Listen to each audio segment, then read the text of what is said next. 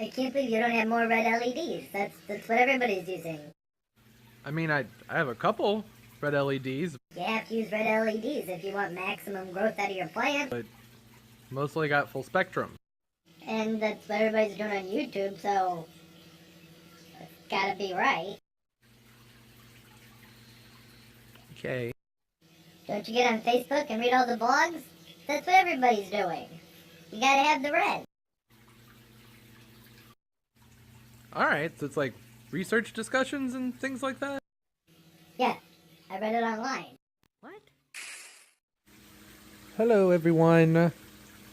If you didn't get the message from that weird little skit that was going on there, I thought it would be good to do a video talking about research, reliability, validity, and basically how to evaluate scientific research to help us understand and better grow what we're doing with our orchids. And not just that, but as I said in one of my last videos, in regards to orchid community, there's a lot of information out there that just doesn't have science behind it, and that's okay.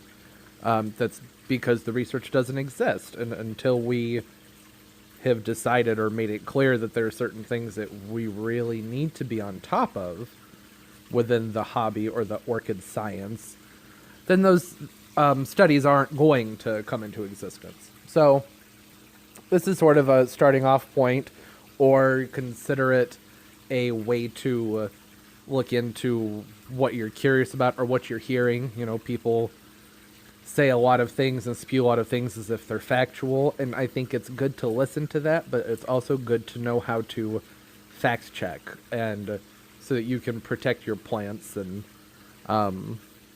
just help things grow overall. So I'm logged in here onto Google Scholar, not logged on. You just go to Google and type in Google Scholar. This is a really good place to begin a lot of your research. I typically use an academic database because I'm a student and I have access to an amazing database through my university, because my program is a Unit 1 research institution, meaning that I have access to just about all the journals that are available. But you can't really get that with Google Scholar, and I can't do that with the video. I can't show that, one, because it would be pointless because that's not available to the majority of people, and two, because it's actually illegal for me to show all of these studies that are available through subscription only. The university pays a lot of money, which comes from the lot of money we pay to go there, to have access to these databases. So, using Google Scholar, and Google Scholar is fantastic. There are some drawbacks, like I was saying, that there are a lot of studies you may come across and find, you read the abstract and say, hey, this looks really good, but then you find out that the full text isn't available to you. So it's kind of hit or miss. The challenge with research is actually finding the proper studies that fit your question. Within your research, there are several variables you want to find when you're evaluating research. One is that, is it reliable? Does the study have reliability? Reliability within research meaning that every time the experiment is done, can the experiment be repeated and get the same results over and over and over again? That makes it reliable. And then you want them to have validity. Validity meaning, where's the truthiness? How much did the study reflect what it hypothesized, or the realism involved with that study? And then you want to make sure your studies are empirical and peer-reviewed. If I were to conduct a study and I'd say, okay, I think I'm about done here, then that's going to go through peer review, meaning that the other people at that institution, generally a university is best, if you're trying to weed out bias and things like that, that there are going to be a multitude of other people reading your study and reviewing it, saying what you did right, what you did wrong, to make sure that you're not just full of crap, or that you didn't miss anything important. You don't want to publish something that's ridiculous, and a lot of things that are published are ridiculous because nowadays it's just a race to get your studies published.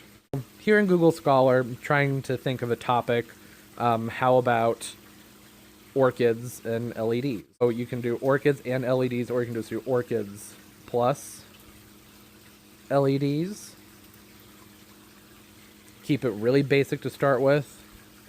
And you can narrow your results by date. I don't think that's going to be necessary for this. And you start digging for studies. So here we have micropropagation, effects of light-emitting diodes on micropropagations of Phalaenopsis orchids.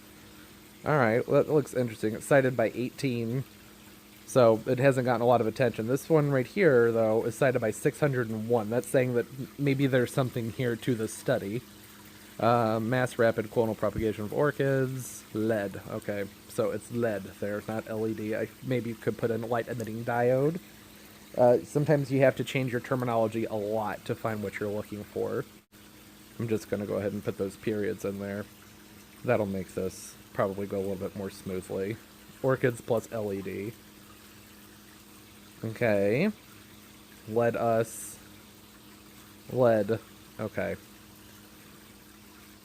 LED lighting. Let's do that. This is a review. See where it says the present review? I don't want a review, I want an experiment. Experiments have the... That's where your reliability and validity comes in. Reviews are okay, though. Like a meta-analysis, which is a conglomeration of lots of studies. Those are fantastic. But right now I'm more interested in looking at a real study. I'm going to go back up here, though, to one that I've already looked at. Alright, so one of the first things to look for... It's been referenced 18 times. Okay, it's going to take me to that page. I don't want that. Go back. And I really prefer to see where the study was done and who did it. Downloaded this PDF, and I can see up here in the top it says this was done through University of Tokyo, so that's already a good sign. The abstract. This is basically the summary of the entire study, so it should give you what they wanted to do, what they did, and the results, but it's not going to be super in-depth because they want you to read the study. So you can see here they're studying the Blatillas. They used multiple different wavelengths.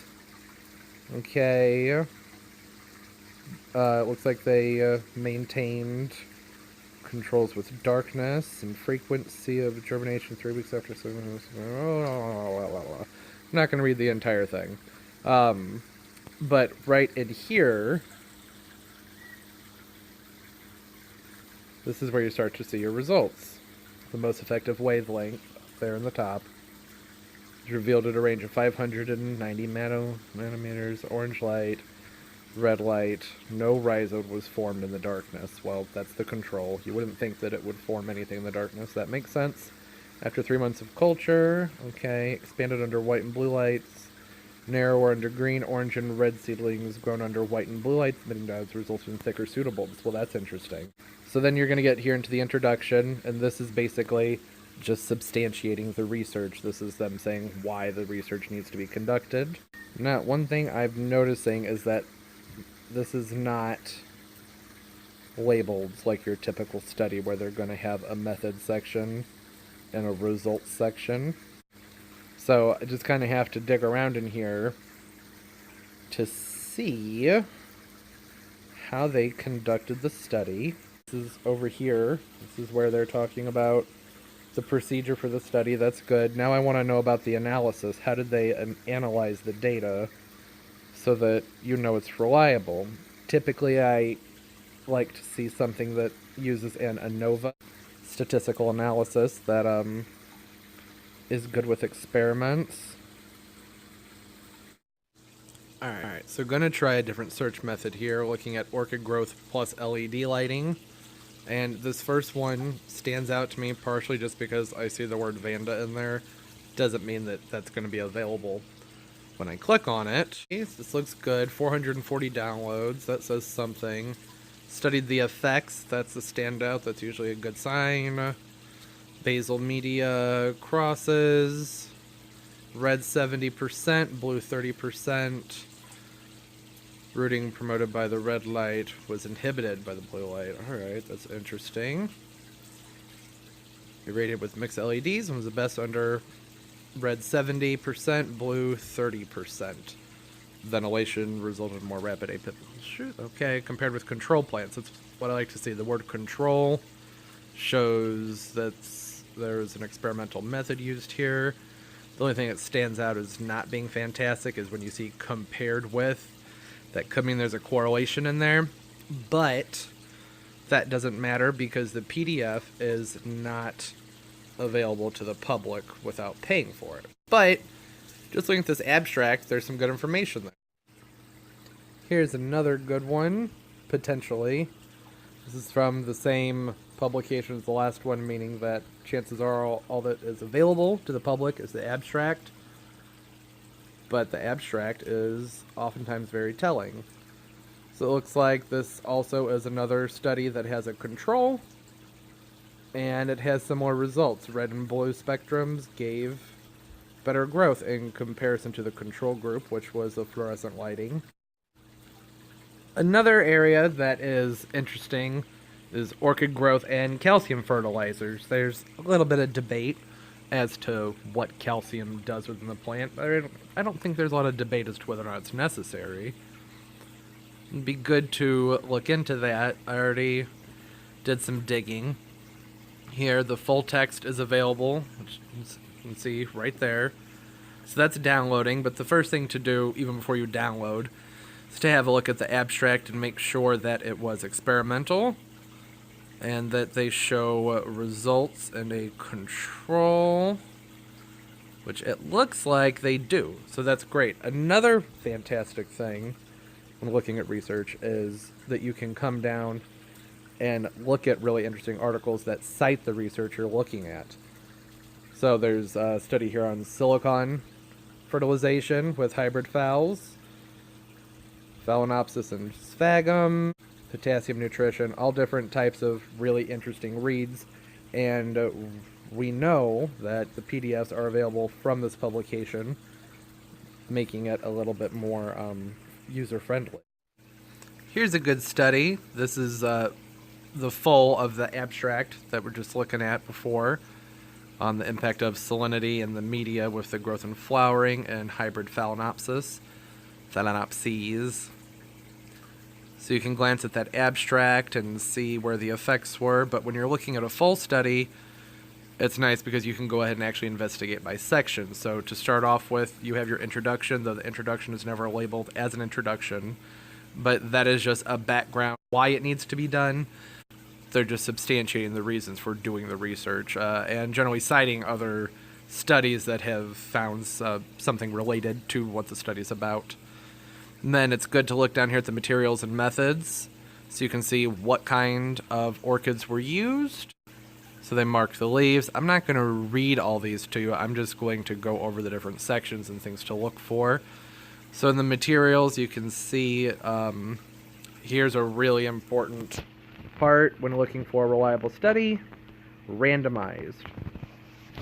I can't draw on it, but it's up there above results. It says randomized. That's a good sign, because it helps remove confounds from your study. You don't want lots of confounds.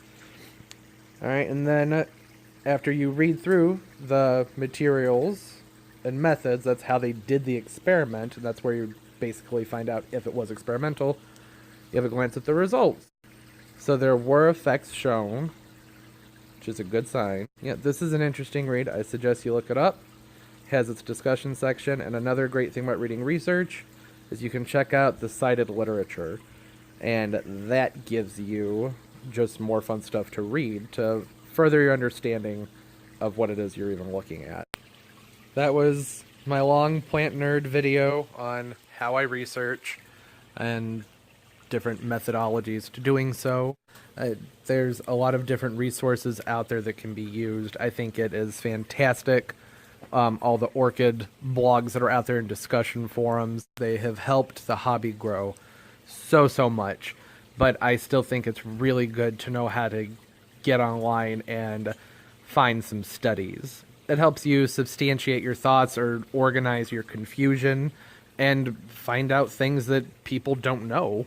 That you can find things that haven't been studied, that is.